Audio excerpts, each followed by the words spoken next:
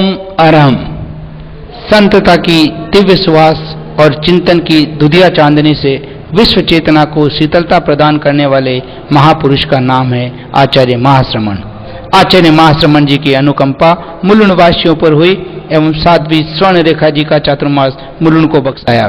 साध्वी जी की प्रेरणा से उनके मंगल प्रवेश पर यात्रा बालक मोहन से आचार्य महाश्रमण का पोस्टर बनाया और उन्हीं की प्रेरणा से भाई कोहराव कोठारी के साथ मिलकर आचार्य श्री के अब तक की जीवनी को प्रस्तुत करने का हमें सौभाग्य मिला है। तो प्रस्तुत है सिंह राशि का मोहन बैठे 11वें सिंहासन।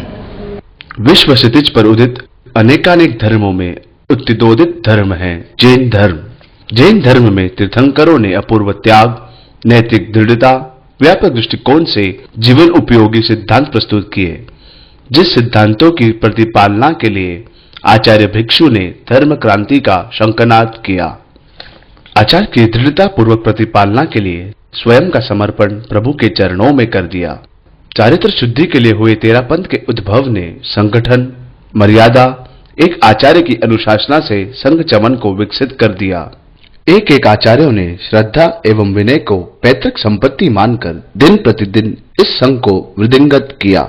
आचार्य भारमल जी की सिद्धांत प्रियता, रायचंद जी की सहजता, जयचार्य की बुद्धिमता, मगवागणी की सौम्यता, माणकगणी की तेजस्विता, दालगणी की अनुशासन प्रियता, कालूगणी की उदारता, आचार्य तुलसी की दूरदर्शिता, आचार्य महाप्रज्ञ जी की ज्ञान वैरणता ने संघ को नवीन नवीन संपदाओं से सज्जित करके 10 आचार्यों की गुणी संपदा को आचार्य श्री महाश्रमण जी के भीतर सुरक्षित कर दिया। तेरापंथ के एकादशम अधिशास्ता आचार्य महाश्रमण। तेरापंथ की राजधानी सरदार शहर जैसी पुण्य स्थली में पुण्य के पुरदा के रूप में 13 मई 1962 वैशाख शुक्ल नवमी 2019 के मंगल प्रभात में अवतरित हुए। पिता झुमरमल जी के नाम को प्रदीपित करने वाले इस कुल दीपक का प्रकाश अतिरिक्त प्रसन्नता, उल्लास के रूप में घर घर के कोने में प्रज्वलित हो गया। कौन जानता था कि माँ नेमा की खुशी से जन्मा यह नौनिहाल खुशी को धन्य करके तेरापंथ का सरदार बनेगा। गौरवर्णन, सत्य तेज से प्रदीपित विशाल नेत्र, भव्य प्रशस्त मस्तक, प्रसन्न स्मित वदन से परिपूर्ण बालक का अभिधान रखा। मोहन बाल मन की चपलता, चंचलता से हर क्रीड़ा में नई नई अठरवेलियां सहज दर्शित होती थी। बालक मोहन बचपन से ही मेधावी, श्रमशील, कार्यनिष्ठ विद्यार्थी थे। इन विशेषताओं के साथ मोहन में प्रशासनिक योग्यता प्रारंभ से ही थी। इसीलिए छोटी कक्षा में ही मॉनिटर की पदवी से अपनी प्रतिभा संपन्नता का परिचय देना प्रारंभ हो गया। नियति ने महानता की वाहन रेखाओं की हीना नन्हे नन्हे हाथों में रच दी। एक दिन बालक मोहन को विद्यालय पहुंचने में थोड़ा विलंब हो गया। अध्यापक ने बालक मोहन की हथेली पर डंडे लगाने चाहे, किंतु जैसे ही हथेली को देखा डंडा ज्यों का त्यों रह गया। उन्होंने कहा, यह बालक या तो बड़ा संत था या फिर बनेगा। मुख से निकली सहजवाणी भविष्यवाणी बन गई। वर्तमान का बिंब भावी के दर्पण में प्रतिबिंबित हो जाता है। विनम्रता, भद्रता, रुजुता, मृदुता, पाप भीरुता हृदय को छूने वाली थी। समय के पहिए के साथ भद्र बालक मोहन का विकास माता पिता की स्नेहमयी छतरी के नीचे होने लगा। लेकिन भावी के गर्भ में कितने रहस्य छिपे होते हैं, समय आने पर ही वे उद्घाटित होते हैं। जब बालक मोहन 7 वर्ष की लघु अवस्था में थे, तभी पिता का साया उठ गया। परिवार में अपूर्णीय क्षति हो गई, परंतु माता ने अपनी वत्सलता एवं स्नेह देकर इस नौनिहाल को संस्कारों से पल्लवित किया। संभवत संसार की इस नश्वरता, असारता ने बालक के मन को आंदोलित कर दिया, जिस आंदोलन के फलस्वरूप वैराग्य के बीज मन की धरा में वपिल हो गए। धीरे धीरे साधु संतों का सानिध्य बीज में पानी खाद का कार्य करता रहा और मुनि सुमेरमल जी लाडनू का पावास सरदार शहर था। उस समय मुनिश्री की सतत प्रेरणा पाथ्य से बालक ने दृढ़ निर्णय ले लिया कि मुझे साधु ही बनना है। वपित वैराग्य का बीज अंकुरित होने लगा। पूज्य गुरुदेव श्री तुलसी की आज्ञा से मुनि श्री सुमेरमल जी ने अपने ही कर कमलों से 12 वर्ष बालक मोहन को 5 मई 1974 विक्रम संवत 2031 वैशाख शुक्ल चतुर्दशी को मुनि मुदित बना दिया। दुग्ध स्तनात संन्यास से इस होनहार मुनि मुदित पर गणाधिपति पूज्य गुरुदेव की दृष्टि टिक गई। पवित्र आभा मंडल से मुनि मुदित का आभा मंडल भी सहजता, सरलता के कारण पवित्र बनता गया। अध्यात्म निष्ठा, संघ निष्ठा, संयम निष्ठा रोम रोम में व्यापित थी। सदगुरु की सेवा में सद संस्कारों की खेती होने लगी। दिव्य पुरुष की दिव्य रश्मियों ने मुनि मुदित को 24 वर्ष में युवाचार्य महाप्रज्ञ का अंतरंग सहयोगी बना दिया।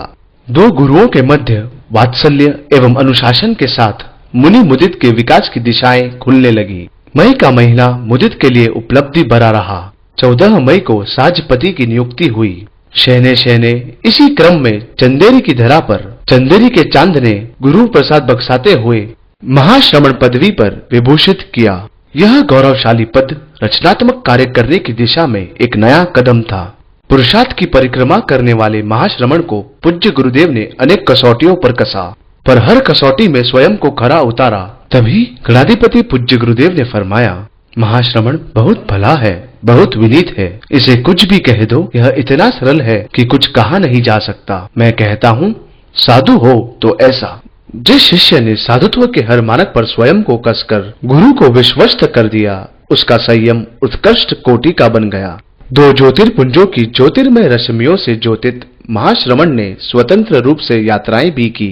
पूज्य गुरुदेव ने महाश्रमण पद पर प्रतिष्ठित नियुक्ति पत्र में लिखवाया, महाश्रमण युवाचार्य महाप्रज्ञ के गण संचालन में सतत सहयोगी रहे तथा स्वयं गण संचालन की योग्यता विकसित करे। भविष्य के स्पष्ट संकेत से जन जन की दृष्टि महाश्रमण पर टिक गई, क्योंकि योग्यता के कंधे पर जिम्मेदारियां स्वयं बैठ जाती हैं। 14 सितंबर 1997 की मंगलमय मध्या बेला भी जिम्मेदारियों के ताज को पहनाने उपस्थित हो गई।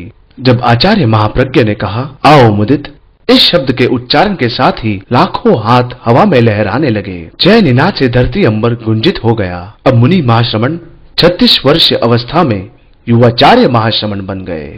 आचार्य महाप्रज्ञ ने स्नेह का उद्वेलित सागर बहाते हुए अपनी शक्ति को संप्रेषित करने, भुजाओं में बल भरने, बाहु युगल में भर आशीर्वाद प्रदान किया। अपनी ऊर्जा को संप्रेषित करके अमृत वर्षा से अभिसनात कर भविष्य के लिए निश्चिंत बन गए। उस चिनार ने शीतल छाया को सजग चेतना के प्रहरी में सरोवर कर दिया। सूक्ष्म दृष्टि, गंभीर सोच, प्रौढ़ चिंतन, कठिन परिश्रम से अपने ही गुरु के सुरक्षा कवच बन गए। गुरु शिष्य की परंपरा में अद्वैत संबंध स्थापित कर दिया। गुरु के सौभाग्य बन गए। काल का चक्र अनवरत रूप से घूमता गया। प्रभु के वरद हस्त की पावन सन्निधि में तुलसी महाप्रज्ञ की कृति ने ज्ञान तारल्य में डूबकर ज्ञान सागर के अनुभव मुक्ता एवं ज्ञान मुक्ताओं को संचित कर लिया। प्रभु महाप्रज्ञ की कर्मस्थली तथा स्वयं की जन्मस्थली सरदार शहर में पावास प्रवास के आगमन पर धरा का कोना कोना पुलकित था। भक्तों का मन मयूर बनकर मेघ को देख नाच रहा था। सरदार शहर में गुरु ने शिष्य का तथा शिष्य ने गुरु का स्वागत किया। अनुपम उल्लास, अनुपम तृप्ति के क्षणों ने कुछ समय पश्चात ही अज्ञात असहनीय क्षणों को पैदा कर दिया। पूज्यवर की स्वर्ण में पार्थिव देह विलीन हो गई।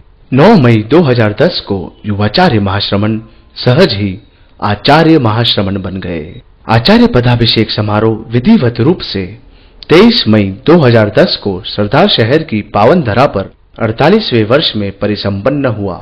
आचार्य महाश्रमण के जीवन का दुर्लभ संयोग हर 12 वर्ष में नए दायित्व का ताज पहना।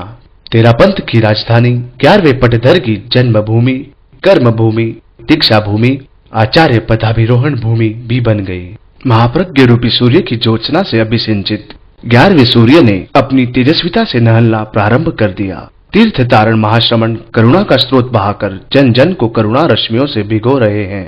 जीवन धन्य महाश्रमण संभाव के आकाश पर साधना का इंद्रधनुष रच रहे हैं। आलोक संपन्न महाश्रमण ज्ञान का आलोक बांट रहे हैं। ऐसे विशिष्ट युग नायक हमारी प्रतिपालना युगों युगों तक करते रहे।